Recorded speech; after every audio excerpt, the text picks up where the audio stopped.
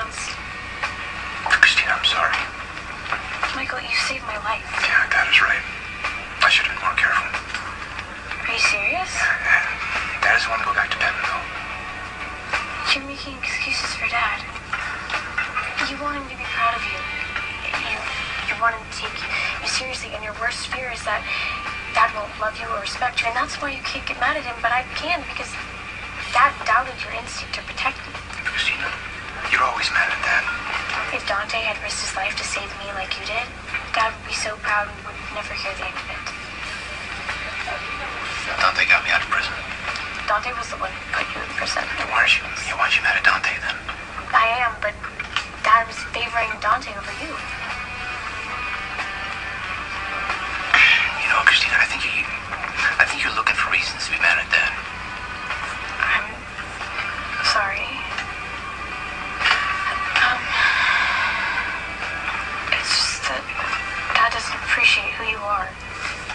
That's not fair. Look, Dad's not perfect. He's made a lot of mistakes in his life.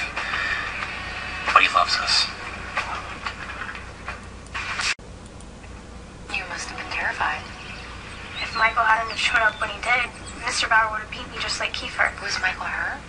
Michael was the one beating up Mr. Bauer by the time Ethan and Lucky showed up.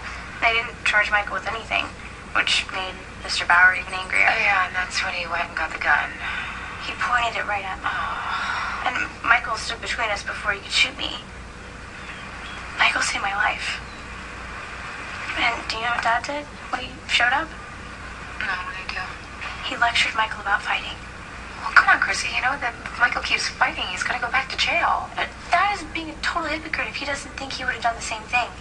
It's totally unfair, and I'm going to tell him. Why are you laughing? This is not funny. No, I know. I'm very aware this is not funny. You are sounding more and more like your father every day. I completely understand that you have been through hell in the past few months. I mean, considering everything that's gone on with Kiefer, blaming your father seems like a pretty convenient substitute. If you're about to give me this, honey, try so hard to be a good father speech. No, I'm not. I'm just letting you know that Sonny, your father, has a lot of issues, and maybe instead of repeating the same mistakes, you can learn from them. What do you mean, repeating? Come on, Chrissy. I mean, for starters, your father can hold a grudge longer than anyone I have ever met. That's not what I'm doing. Just think about it for a second, please.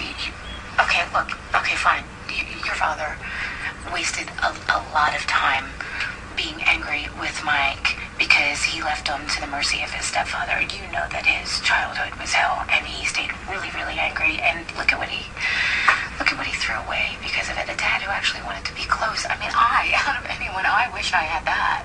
I'd take that over anything.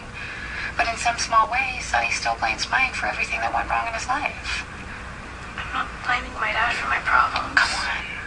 Sure you are. You are using all that anger to justify your self-destructive behavior. You went after Johnny Zakara. This is starting to sound like a lecture. No, please, I'm not trying to lecture you. Please. Your parents have given you a really, really good life.